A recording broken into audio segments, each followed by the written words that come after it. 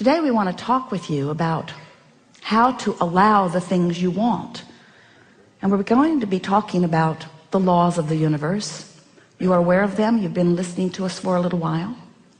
You know about the powerful law of attraction. Do you? Do you? Do you? Do you? Do you? And do you know that law of attraction is managing the vibrational frequencies of the universe? And do you know that you are a vibrational being first and foremost, so you're always transmitting a signal? And whatever you are giving your attention to is causing you to transmit that signal. So law of attraction is matching the signal that you're transmitting, not yesterday and not tomorrow, but now, matching your now signal, matching your now signal. So what do you do about your now signal? How do you prepare your now signal? How do you approach this world? Here you are in your flesh, blood, and bony bodies, mostly not even recognizing the fact that you are vibrational beings, that you are transmitting and receiving mechanisms in a universe that's managed by law of attraction, who is managing all of those transmissions. So do you like knowing that you are vibrational? And do you like knowing that there's a way to know what your vibrational output is? Your emotions tell you, don't they? Your emotions let you know whether in this moment what you're broadcasting with your mind, with your thoughts, with your words, what you're broadcasting, whether or not it matches who you really are and all that you've come to. We've been talking to you for a while, and we've offered a whole lot of ways of helping you to reorient yourself. Reorient yourself into the realization, to the remembering that you are vibrational beings. Because when you remember that, and when you get a handle on what you're broadcasting, and then when you practice what you're broadcasting consistently, so that you get a vibrational rhythm going, law of attraction will make it easy for you to keep whatever momentum you've got going. In other words, if you're noticing something, you offering a vibration that matches it. And since you're now offering a vibration that matches it, you're going to realize it more, because what you're offering vibrationally and what you are now realizing is going to come back to you more and more and more. Sometimes our physical friends say, but wait, couldn't someone just change what I'm observing so that when I observe something that's really good, I will offer a signal that is really good, and in offering that signal that's really good, then I'll get more of what's really good. And we say, it does work like that.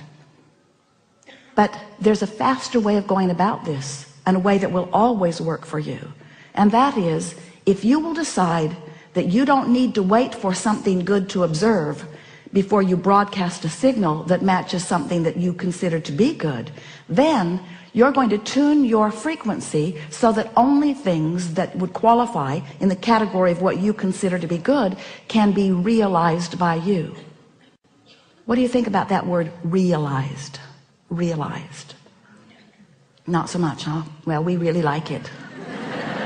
We really like it. So we're going to give you just a very brief explanation of who you are and who we are and how we all fit into this together. And then we're eager to talk with you about anything that matters to you. Don't worry about us. We will wedge our message in the crack. So you are vibrational beings, and you are source energy beings, and you were source energy before you came into this body. And even though you are now in this body, you are still source energy. In fact, you are still more non-physically source energy vibrational beings than you are this flesh, blood, and bone version that you think of mostly as you. So here you are in your physical body. A part of all that you are is focused here.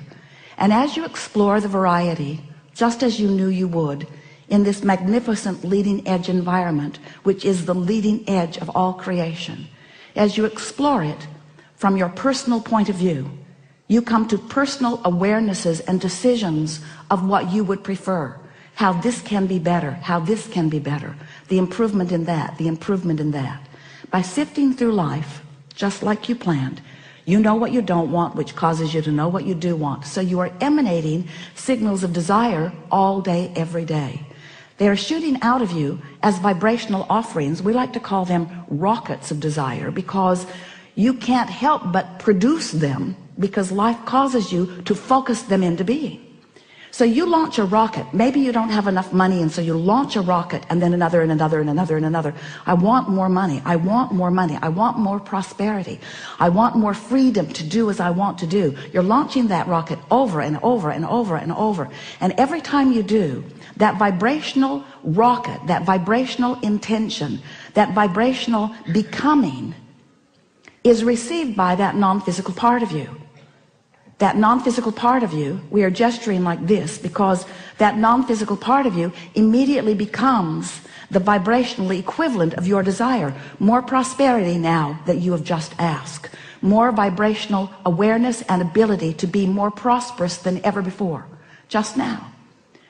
So that vibrational version of you, we are doing this gesture because we are wanting to imitate your vortex of creation. This vibrational version of you, which precedes all manifested versions, this vibrational version of you has just become more prosperous. But the question that this gathering really wants to present to you in a way that you will ponder and come to conclusions about is that while the non-physical part of you has become more prosperous as a result of your asking, what are you doing in relationship to it right here and now? And for the most part, when you launch a rocket of desire, it's from an awareness of the contrast. So you are most likely more aware of what you don't want than of what you do want, even though what you do want has just become focused upon by the source within you. It's more powerful now than it has ever been before. Now you can tell by the way you feel whether your focused thought in this moment matches that one. If it does, you feel elation, you feel excitement, you feel eagerness, you feel vibrationally up to speed with who you have really become. But if you're pensive, if you are fearful, if you are worried, if you are ornery, if you are unhappy, if you are feeling negative emotions, those negative emotions, in fact all emotions, are your indicator of how matched you are to who you really are or how mismatched. Whether you are allowing your connection, allowing yourself to be the realizer of what you're asking for, or whether you're on some frequency that is preventing your full view of it. Because it's not that someone else is ever withholding anything from you, but you may very well be vibrationally mismatched so that you are not seeing, hearing, smelling, tasting, touching. You're missing the clues because you're vibrationally out of whack with what you set into motion, with what you ask for, you see. So we've been calling this gathering for a while the art of allowing, and it really is an art that you will nurture. It's the art of getting up to speed with who I just became. Life just caused me to become more, but if life has just caused me to become more and I'm beating the drum of my justification of why I need that or want that, I want that because I want it because I don't have it. We're beating the drum. I want that because I don't have it. I want that because I think I should have it. That person has it, and that person has it, and that person has it, and that person has it. Why don't I have it? And in that question of what's missing, you are fostering, encouraging, continuing to practice a vibrational frequency that prevents you from realizing what you're asking for. So in order to make this really clear for you, in order to make this so that you can really understand how it works, because we know in your ability to translate vibration, you are so good at it. You are seeing and you are hearing and you are smelling and you are tasting and you are touching. You are so good at translating vibration, you don't even know that you are doing it. You're so good at translating the vibration of this universe into something that you can realize that you don't recognize that you are doing that.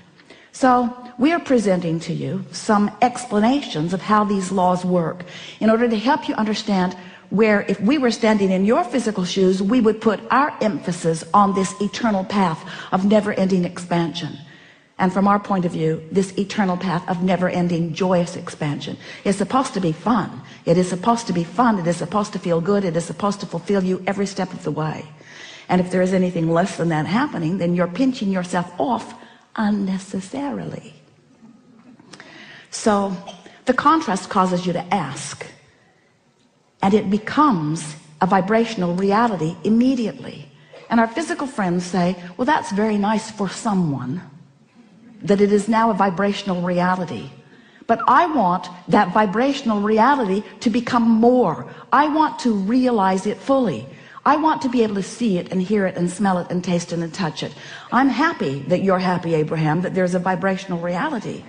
But I want that vibrational reality to be more. I want the money in my bank and the lover in my bed. I want more. I want more than this vibrational reality. And we say, then all you have to do is tune yourself to the frequency of your vortex. And it's not something that you will do instantaneously. In almost every case, it is something that you do gradually. But in every case, it is absolutely something that you can do. So if you've been listening to us for a while, you've heard us go on and on about law of attraction to the point that you're sort of tired of hearing about it. But it doesn't slow us down because it matters so much. And if you've been listening to us for a while, you've been hearing us talking about the vortex and how it is vibrating at a very high frequency, and that it would be really good for you, good feeling for you, and good results for you if you could gradually and consistently raise your vibration to the frequency of what's in your vortex. Because when you're up to speed with all that you've become, you're tuned in, tapped in, turned on, you feel wonderful, things go well for you, you have good timing, you have good flexibility, life is sweet for you, and those around you benefit just being near you. So if you've been listening to us for a while, you know about this vortex stuff. But today we want to talk to you about what happens once you have launched a rocket, once we've gotten hold of it, once source energy, the likes of us, has focused upon it and brought it into a vibrational reality that is ready to manifest, ready to be realized, ready for you to actualize it into your experience, ready for you to make it the reality that you want to claim out here on this leading edge, this furthest, most expanded part of the universe where everything that is wonderful must manifest if you will only allow it in your experience. So what's the next step? Well, the next step is recognizing that while you sifted through the contrast, and while you launched the rocket, and while the rocket went where it's supposed to be, and while source took hold of it, and while all of the cooperative components have been assembled, and while it's ready to pop into your experience, you, the creator of this wonderful thing that you put into the vortex, it's ready to pop into your experience. But you have to prepare yourself vibrationally for the revelation of it, for the realization of it. And in order to explain that in a way that you can really hear it, we're saying, so here's your vortex at this very high frequency. Imagine a cork bobbing on the surface of the water, up there where the pure vibration is. You can hold that cork under the water. You can. But when you let go of it, it's going to bob right back up there. So when you stop doing those things you do that hold your cork under the water, you'll bob right back up, and you'll be a vibrational match to that which you want. Happens every night when you sleep for a moment. It bobs up, that you grab hold of it and drag it right back down usually, as you remember yesterday. So your cork is bobbing on the surface.